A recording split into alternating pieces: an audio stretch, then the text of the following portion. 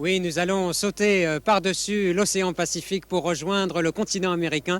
Mais auparavant, je voudrais vous faire part de l'émotion qui règne ici sur ce plateau, puisque nous quittons ce soir notre avant-courrier, Pierre God. Alors Pierre, comment cela s'est-il passé? Il faut quand même insister sur le fait que c'est un événement, cette traversée du Grand Raid à travers la Chine. Il y avait 53 ans qui nous séparent du passage de la croisière jaune. Oui, c'est fantastique, de point de vue fantastique parce qu'on a vécu quelque chose d'extraordinaire, mais fantastique parce que c'est un grand événement. Il faut remercier surtout tous les Chinois qui ont participé à cette réalisation. Ça paraît simple parce que ça s'est bien passé, mais en fait ça fait 2 ans que nous préparons cela et je leur rends un grand hommage parce que c'était très très difficile pour eux de contourner un certain nombre de règles et de nous laisser suffisamment de liberté. Alors c'est un grand événement et nous l'avons ouvert, je souhaite bonne chance à tous ceux qui passeront derrière. Il paraît qu'ils seront nombreux. Parfois, tu me disais, j'ai l'impression quand même que le Grand Raid arrive un peu tôt en Chine.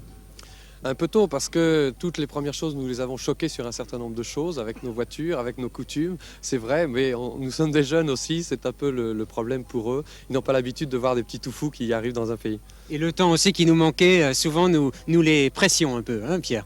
Alors ça y est, ça y est, maintenant nous partons, tu pars. Nous te remercions en tout cas pour tout le travail que tu as fait.